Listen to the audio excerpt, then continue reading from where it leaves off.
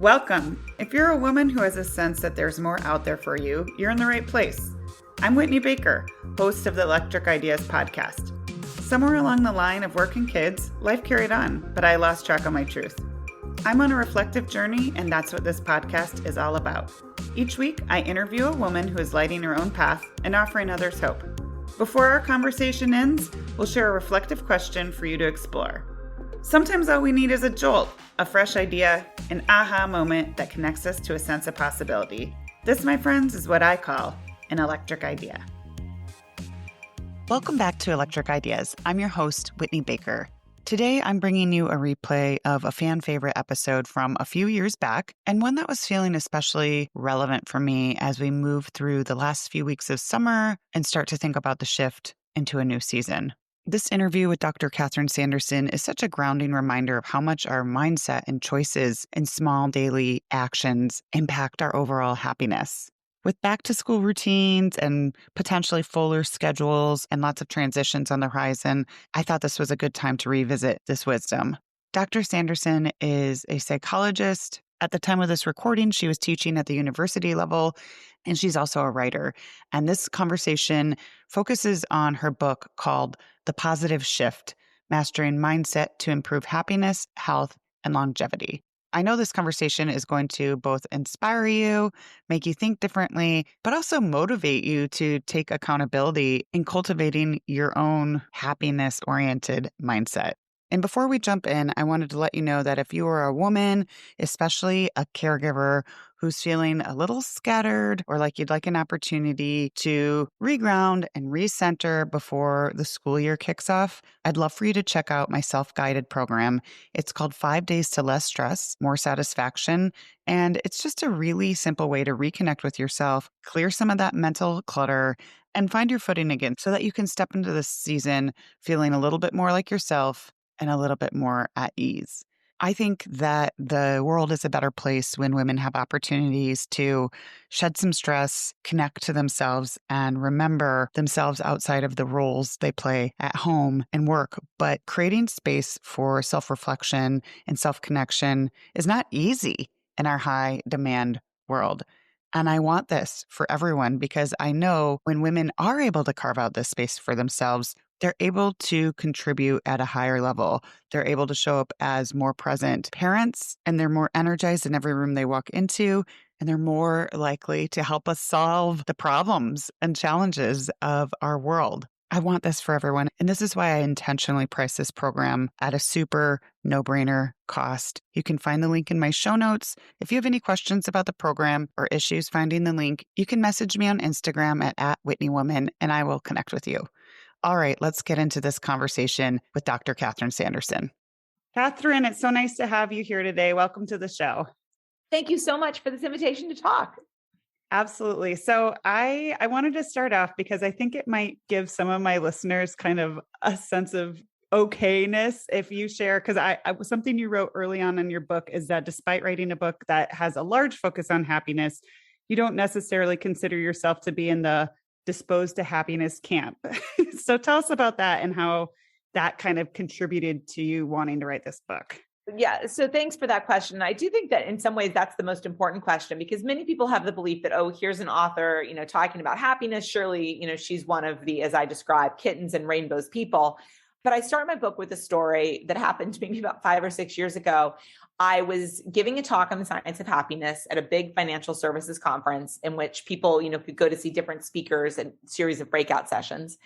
And a woman came to my talk on the science of happiness. And at the end, she came up to me and said, you were great. I loved you. And then she paused and said, and I'm so glad I came because I almost skipped your session because I just figured that I would hate you. And I said, well, thank you for that unusual compliment. May I ask why you assumed that you would hate me? And she said, I just assumed that anyone who talked about the science of happiness would be all about kittens and rainbows, and you'd just be really irritating. And by the end of the session, I'd want to strangle you. And I actually start my book with that story because I really do think it's an important point that there are people who go through the world and just can always find that magical silver lining. And if you're one of those people, congratulations. But I'm not one of those people. And I actually think that if I was one of those people, I couldn't have written the book because it would just be like, yeah, just look at the world as it is. Because if you're one of those people, you don't need strategies for finding happiness. And so I wrote the book because I'm somebody who frankly struggles to feel happy. I come from a pretty long line of family members, close genetic relatives who've struggled with bipolar disorder, with depression. And I've spent a chunk of my life feeling anxious, feeling depressed. And so what I loved about writing this book was it was really sort of a reminder to me about what the science says that we can all do, even if we're not sort of naturally predisposed to be happy, to do things to increase our own psychological well-being. Well, thank you for being vulnerable with that, because I think that's just an invitation for people to really recognize, especially coming from your background and all your credentials, that you can change that, right? Yeah. Now, I want to be honest. I think for some people, it's easier than other people. So, Mm-hmm. I have a brother, a biologically related brother who has like a super fast metabolism and he can eat whatever he wants and he never gains any weight. And that is not me.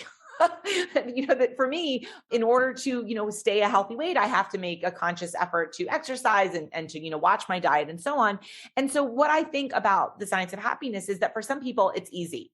And for other people, it takes effort. And for me, it takes effort. But yes, when I make a decision to devote time and energy and effort to finding happiness, I'm good at it. But it doesn't happen naturally or easily. I do have to exert effort. Mm-hmm. Well, thank you for making that distinguishment. And actually dovetails perfectly into something else that's kind of covered in the beginning of the book. You explain the power of growth mindset. And this is something that I think about because it's actually a value that I've been trying to figure out how to pass down to my children, even. Good. So let's start there. What is growth mindset compared to fixed mindset? So many of us, and I frankly think, sort of society in general focuses on what psychologists call a fixed mindset. And the fixed mindset is basically the idea that your traits are fixed. They're stable. They don't change. So you're good at math or you're not. You're optimistic or you're not. You're musical or you're not. You're extroverted or you're not. Basically, there are these fixed traits, and that is just how you are. And what I hope that people reading my book and sort of learning more about this concept of mindset will understand is that instead we all can and should adopt a growth mindset. And a growth mindset idea is that you can change. You can change your level of empathy, emotional intelligence, positivity, happiness, and so on by exerting effort. And if we adopt this growth mindset, then really there is this power of change and the potential for growth as long as we are willing to exert effort. But that effort is really important. Okay, so help me understand, because this was something I was getting my head around, because one of the things that came up kind of tangentially to this section, a specific example in the book, it was about why labeling even a child as smart could backfire when it comes to a fixed mindset. And it's like, God, I had to get my head around that. So tell me more. Love that question, because I do think it's a little bit counterintuitive, which is why, you're talking about getting your own mindset around it. And I want to be honest, this is not my work. This is from Carol Dweck, a famous professor at Stanford. But what I'm describing in this first chapter is really her work.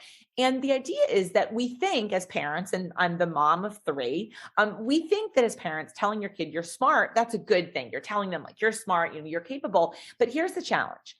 If you tell your child you're smart, which is basically a fixed mindset, you are smart, that is consistent and permanent, et cetera, and the child doesn't do well on something, so they take a math test and they get a C or whatever, all of a sudden they have this doubt. Oh, people think I'm smart, but I'm not. I just got this C.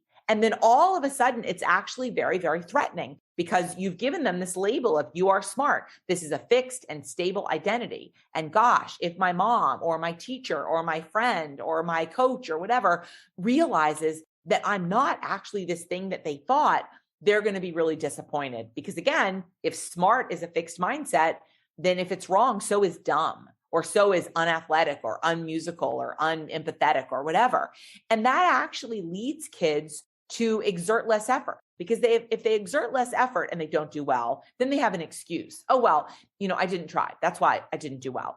It can also lead kids to feel worried about trying to live up to this fixed idea instead of focusing on devoting effort and attention. And so really focusing on the potential for growth and the importance of exerting effort gives kids something that they can control. And it gives kids a reason to keep trying. And frankly, it gives them more positive hope for the future if things on a particular test, exam, game, etc., don't go well. So even if we're not a parent, most of us are an aunt or an uncle or a caregiver somewhere across the board. What is a more constructive way to compliment? I see that you tried so hard on that project. I am really impressed with how well you focused on that work. I could see you exerting your energy and effort and focus throughout that game. I am so proud of how consistently you focused on and how much you tried in that experience. It also, all of those examples focus on the effort, they don't focus on the outcome. You can focus very, very well on a test and have it go poorly. You can try your hardest in a game and not win. But all of those are about what you are emphasizing, and what you are praising is their effort, their diligence, their persistence, not just the outcome. All right. That really gelled for me right there. That's exactly, because I noticed right away you weren't talking about outcomes. So that's really helpful. Okay. So how can we be sure that we are nurturing our growth mindset? Like, what's a litmus test for where we're at now and how we can do a better job? Yeah, really love that question. So one of the keys really is focusing on this concept of effort. I think so often, and I'm also a college professor, I think so often students get this message that if I'm good at something, it should come easily. So I'm good at writing, I should just be able to open the computer and write a perfect paper. If I'm good at the piano, I should be able to just like sit down and get it. And the reality is, for most of us, things take effort. They take attention. So you and I talked actually before the start of this recording about how you had thoroughly and thoughtfully read my book and crafted different questions. And that's an example. It wasn't just like you opened up this Zoom link and started interviewing me. You tried, you exerted effort. I wrote this book, and I'm telling you, there were many times in which I was like, is this a book? Maybe it's a pamphlet. Maybe it's a magazine article. Maybe it's nothing. And it was not that I opened up my document and just wrote it. And many times I would send something to my editor. My editor would be like, this doesn't make any sense at all.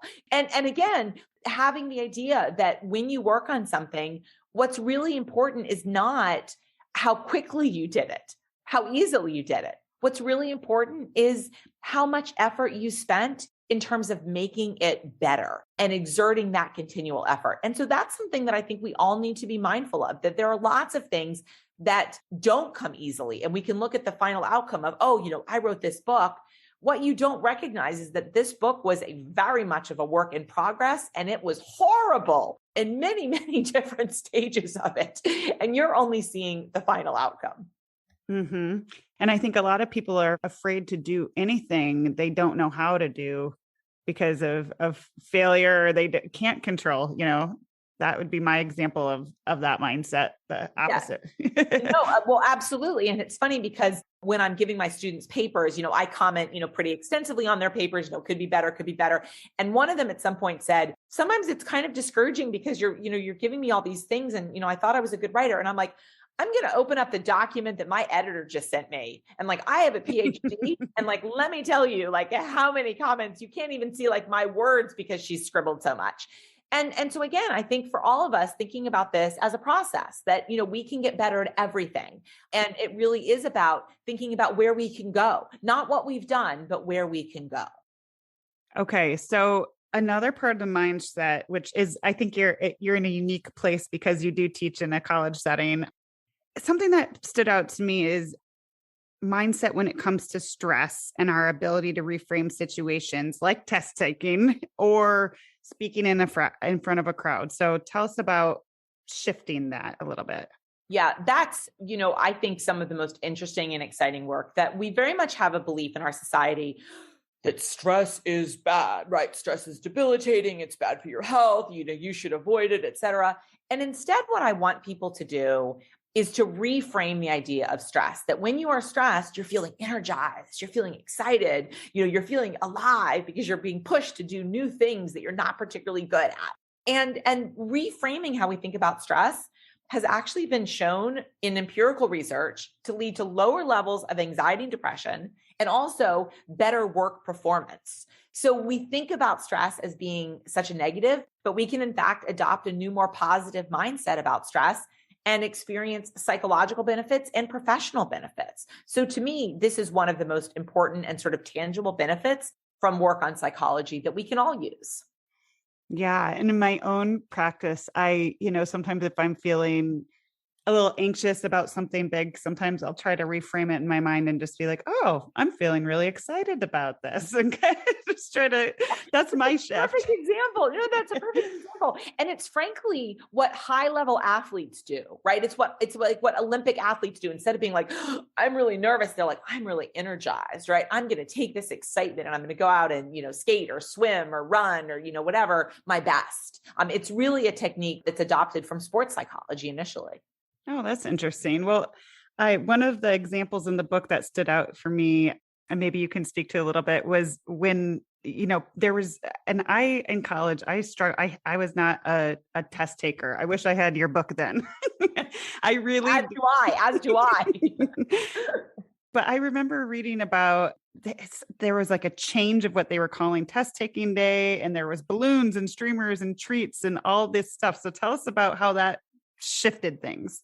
Super smart example. And that actually came from a professor, I think at a school in Texas. And what he did was he reframed, instead of being like, this is exam day, this is celebration day. We are going to celebrate today by demonstrating how much we have learned and mastered in the course. And so instead of it being like, oh, this is this, make it or break it, are you going to pass or fail or get an A or whatever? It was really an opportunity to celebrate and to share what you've learned. And it did involve balloons and streamers. And again, this sort of celebratory mindset framing. And so that's an example, again, of reframing what for many, many students is a very stressful experience: celebration. Well, I have to admit, because I'm always, whenever I am interviewing an author, I want to try it on for size. And so I happened to be, while I was reading this, we were reevaluating our family chores list. And, there's a negative connotation even with the word chore, of thinking that maybe it's like unpleasant but necessary. So I was like, you know what? We're going to make this our house love list. And, and so I'm like, of course I got eye rolls from my kids, but I'll keep you posted. But it kind of felt better to have it be like, hey, how can we love on our house today versus like, do your chores. So that is a perfect example. We'll see how it goes. I'll report back. All right. So I polled listeners, and I know they're super interested, and I want to make sure we carve out a big portion of our conversation about how mindset impacts longevity. And there's so much interesting things in the book about that. So let's just start with broad strokes. How does mindset impact longevity? So what we know very, very clearly is that the mindset that you adopt about aging exerts a tremendous impact on how you feel about aging, and in fact, even how long you live. Before I give you the sort of exciting, punchline of this, I also want to be very clear that one of the reasons why I think this research is so important is that there are tremendous cultural differences in terms of how we think about aging. So in the United States and in many Western cultures, aging is you lose attractiveness and you develop dementia, and, you become feeble and absent-minded and, less attractive and all these different things. And in many Eastern cultures, in many Asian cultures, there's a real sense of like, with aging comes wisdom.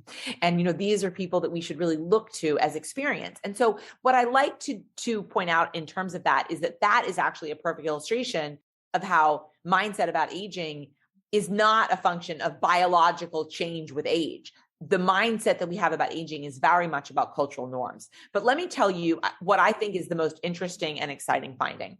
And this was a very, very large scale survey in which they had adults ages 50 and older come in, and they completed a standard inventory of what are your beliefs about aging. So they gave people questions like, as I get older, things keep getting worse, or as you get older, you get less useful. And they just basically measured how much people agreed with those. Did you say like, yeah, that's pretty much how I feel? Or were you like, nah, that's not really how I feel. I disagree with that. So they asked these adults, and again, these are people ages 50 and older, to rate their agreement with these stereotypes. And then they kept looking at these people every year. So they kept going back to the same people year after year after year. And here's what they found. After 23 years, so again, they followed these people for 23 years. They found that people who had positive stereotypes about aging, on average, lived 7.5 years longer than did people who had negative stereotypes about aging. And this study took into account other factors that predict longevity, like, what was your BMI and what was your blood pressure and did you smoke and things like that. So what this study profoundly illustrates is that having positive expectations about aging when you are in midlife, around 50, leads people on average to live 7.5 years longer. And wouldn't we all like to get an extra 7.5 years of life? That's incredible. I It mean, is, isn't it? Right? it just kind of, it really, when you think about too, I think it's so culturally pervasive that we assume that our mind's going to leave us. And tell us a little bit. One of the things I'm remembering as you're talking is even when people started labeling senior moments, it almost became a self-fulfilling prophecy. So I know you even shared a personal travel story. You share what you want, but tell us a little bit about that. Yeah, well, I will share a personal travel story because I think it actually really epitomizes it. So I live in Massachusetts, and a few years ago, I was scheduled to give a talk in New Jersey, about 4 hours from my house. I'd had a really busy day, teaching and meetings and so on. I came home, packed my suitcase, had dinner with my family.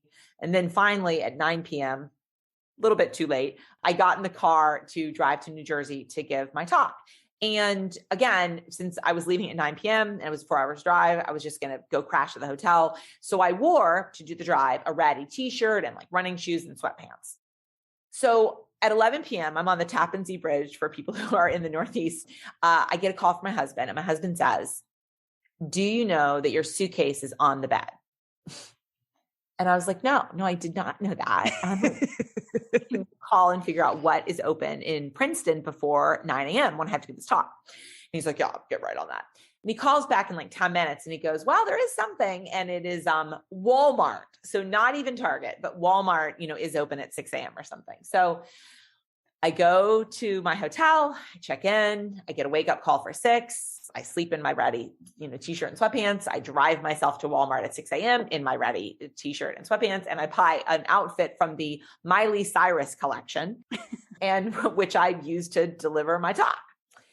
And at lunch that day, I confessed to people sitting at my table, like what had happened. And everybody just thought it was hysterical, absent-minded professor, can't remember her suitcase or whatever. But here's the reality. When it happened, I was like 45 years old.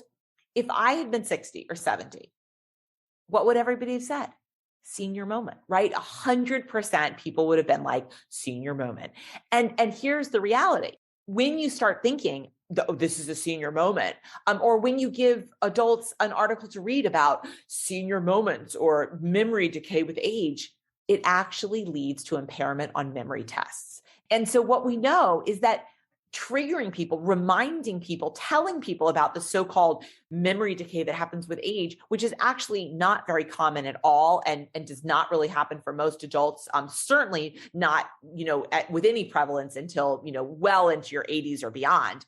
But as soon as you start thinking, well, I'm getting older, memory, must be fading, it actually leads memory to fade. And so I really don't like the term senior moments. And I think we should all focus on adopting this, Eastern focus on with age comes wisdom and experience. I definitely appreciate that. I have a grandmother who is 94, who's sharp as a tack. She just read something that I wrote that was 25 pages and wrote back, and I think it's a choice. And I just love that idea of having more reverence for that. What other ways do negative stereotypes about aging impact outcomes? So what we know very consistently, and we know this broadly in the literature and psychology, frankly, is that stereotypes in and of themselves can have lots of different effects. And so what we know is, broadly speaking, having negative stereotypes about aging is associated not only with memory, it actually just priming people with negative stereotypes about aging leads people to walk slower down a hallway. So it seems to impair, sort of physical speed or strength. Now, those are probably short-term effects, but they're a reminder of how just pulling up negative stereotypes about aging can actually influence physical well-being. Another study also found that people who have negative stereotypes about aging are more likely to experience cardiovascular problems. So things like strokes, heart attacks, congestive heart failure. So basically what we know is that negative stereotypes about aging influence our health. They influence our memory. They influence our physical speed and strength. And again, as we noted earlier, they influence how long we live. So lots. Yeah. So I'm really glad you brought up and opened, because I think that cultural piece is fascinating, because it is so kind of universal in the United States, even the images we see of people. So what do we know about regions around the world where centenarians are concentrated, and what are kind of the correlations there? So research that has examined, where we see centenarians overwhelmingly reveals sort of some key findings. And some of these might be, what you would expect. They tend to be cultures in which people are eating pretty healthy. So, eating the olive oil and grains and, fruits and vegetables and, things like that. We see that. We also see cultures in which people are spending a lot of time outside. So certain parts of Greece, certain parts of Italy, certain parts of Japan, certain parts of California, in which people are really spending a lot of time in nature. But the other thing which I think is particularly important is they also tend to be cultures in which we continue to think about people as having meaning and purpose and engagement in their lives, even with age, and having really strong relationships with extended family. The idea of, it takes a village. And so in many cultures in which we see lots of people living into their 90s and beyond, we really do see people maintaining a sense of purpose and value, forming strong relationships with their friends, their family members, their grandchildren, their great-grandchildren, their neighbors, and really being part of a community. And I think that is really profoundly important for us to think about, particularly in the United States, in which we often see, older adults being sent to, a nursing home or assisted living, or other places in which they really don't have that opportunity to have the same sort of community integration and meaning and purpose in their lives. Okay. Yeah, this is so interesting. We're coming up on time. I have a couple more questions on one other topic, but is there anything else about the whole aging and mindset that I didn't get a chance to tap on that you wanted to mention? No, I think the key point is that we can change it, right? Yes. Let's just stick with that. We can change it. Yes. And I did want to mention, because an anecdote that stood out in my reading was a woman who, and it was really interesting to me, or I don't know if ironic is the right word, but that she worked for AARP, and she had an injury or something. And she felt frustrated, which I've seen and experienced with people who have been aging because she was on a cane for a while, and she felt like people were treating her like a victim and not like almost like an invalid person. And here she's like, no. So in the story, she decorates her cane and makes it feel super festive. And then people were seeing her as this creative person, and totally changed the way they engaged with her or even saw her. So how do you interpret that? So I love that example, because really what she's doing is she's changing people's mindset about the cane, right? The cane is not ooh, you are weak and you can't walk and you need assistance because you are old, or you are injured. The cane is, oh, this is fun and this is celebration and this is kind of a kooky lady, sort of a thing. So what she's doing is she's changing the mindset that people see her with. And as I describe in the book, and as you just so eloquently described, it really changed how people reacted to her. And again, led to a positive self-fulfilling prophecy instead of a sort of spiral of doom and despair, right? Absolutely. Okay, I'm glad we got to talk about that, because I enjoyed that anecdote. Let's move on. Another totally different and also very compelling section of the book that really spoke to me is this whole idea, especially in these social media times we live in. You talk about why comparison really is the thief of joy. So tell us a little bit about that. That to me is one of the most important findings. And I say that as the mom of teenagers / young adults, and of course, a college professor who works with many of them. I often say to my children, college students and biological children, I am lucky that I'm old enough that when I was in high school, I never had to see photos of parties I wasn't invited to. And to me, that is kind of the essence of the comparison is the thief of joy, that many people feel perfectly fine with their own lives until they go on social media. And then all of a sudden it's like, well, these people are taking a fabulous vacation and these people have a nicer house and their kid seems to be a lot more successful, and so on. And people start doing this comparison. And we can compare about anything. We can compare, this person seems prettier or thinner than I am. This person seems wealthier than I am. This person seems more successful than I am, and so on. And that kind of comparison really is the thief of joy. Mm-hmm. So I know that we can be intentional about using social media and mindful too about how it makes us feel. That's always when people say, how do you handle social media? Because it's a necessity for a lot of us now and when and how we work. But how can we kind of move past that? What else can we do to make sure that we're not getting ourselves stuck in that comparison mode? How can we be proactive? So I'm going to say 3 quick things. 1, if you know that following somebody on social media makes you feel bad, stop following that person. So 1, I think there are people that are like, that person is really a trigger for me. Just stop following that person. So I think that's 1. 2, I think actually having the awareness that, hey, they're not posting their actual life, that social media is not an autobiographical rendition of their life, that, they are posting things that are intentional, and having that awareness so that we're kind of a more skeptical or critical consumer of social media is really important. Yeah, that looks good, but you know what? I bet that's not the whole story.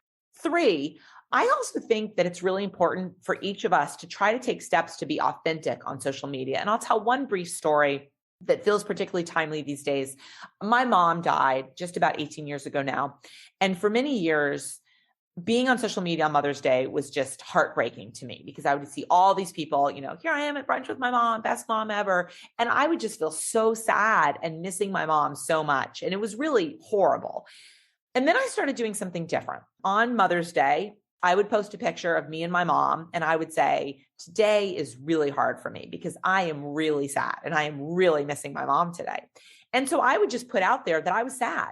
And then I would tag all the different people who I knew had also lost their own moms, which in reality, of course, every year, was more people. And doing that, again, on social media led to 2 really great things. 1, so many people reached out and said, I'm thinking about your mom, or let me tell you a story about your mom. And so people would, share things that made me feel close to my mom, hearing things about her. But the other thing is that so many people reached out to me who'd also lost their moms and said, thank you. Thank you for recognizing that today is hard for me too. And thank you for remembering that. And so it was really an example of how using social media, not to promote how great or wonderful my life was, but to really describe in an authentic way that I was not feeling good. And that actually led me to feel closer to my mom and to also lots of other people who were in the same kind of sad boat, on what was a hard day. So again, we control how we use social media, and we can use social media in ways that make us feel better or ways that make us feel worse. It's up to us. I can't agree more. And I think that you sharing in a more authentic, vulnerable way gives a permission slip for other people to feel seen and normal that they're having that similar emotion. But also, I think it will influence more people to share that type of thing too. A little bit of like a little bit of the fun, a little bit of the real. So that's hopeful for me. Thank you. One other thing that stood out in this section that I'd never heard explained quite exactly in this way was this whole idea of the wealthy neighborhood paradox when it comes out to comparison. Can you explain that to us? Yeah, and this is really fascinating research. A lot of it's being done by economists. But what this research has shown is that people who live based on zip code in like wealthier zip codes actually feel less happy than people who live in less wealthy zip codes. And that's a really interesting finding because you might think, well, gosh, if you live in a wealthy neighborhood, you're probably wealthy, and surely you should then be happier because you're wealthy. And what the research actually shows is that when you live in a wealthy neighborhood, there's all of a sudden this like really, really intense comparison because all the other people around you are also really wealthy. And that in fact doesn't make you feel better because what you're doing is you're comparing. They have a nicer car, they have a nicer house, they have a gardener, they have a second house, whatever it is. And so it really just kind of changes your nature of your comparison and you feel less good as a result. And so the wealthy neighborhood paradox is sort of a perfect illustration of comparison is the thief of joy. Yeah. Yeah. So we're not going to spend as much time on social media comparing. If we really want to ensure kind of our bridge to longevity and kind of shift our focus on things that do make us happy. If I was a college student and I was like, well, gosh, you've written about all this. What should I do? I'm leaving. I don't know. What should I do what are the biggest factors in me inviting more happiness into my life?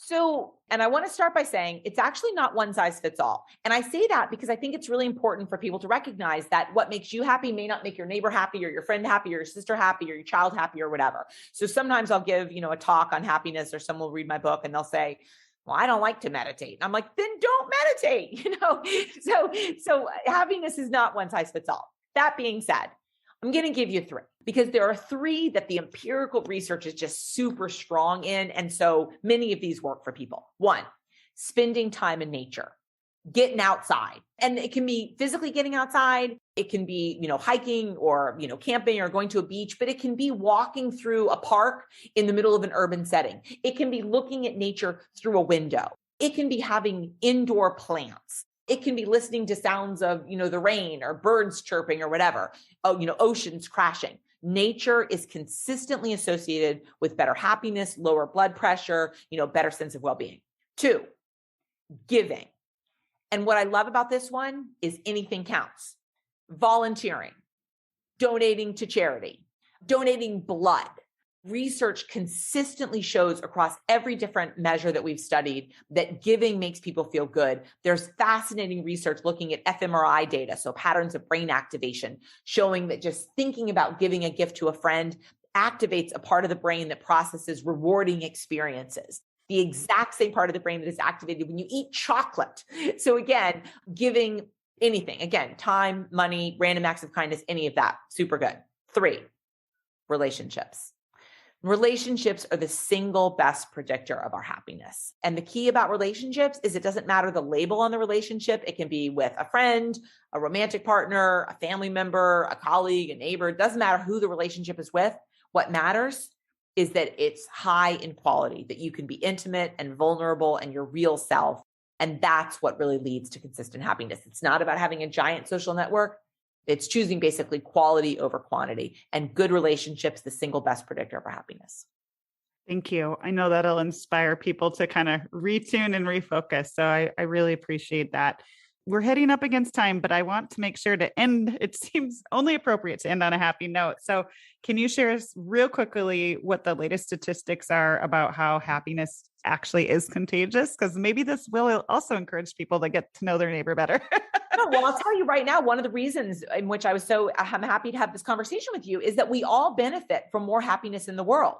That when you spend time with people who are happy, it elevates your own happiness. And so we all want to live in a world with more happy people because in fact, happiness is contagious. And so increasing our own happiness helps increase the happiness of those around us. And it's really this sort of positive ripple effect. So I'm hoping that our conversation today is contributing in some small way to increasing happiness overall in the world. Absolutely. All right. I always end my conversations with the same question. And that's what's one question women should be asking themselves more? Women should be, I love that question. Women should be asking themselves, what can I do for me? That lots of work in sociology, it's called cognitive labor.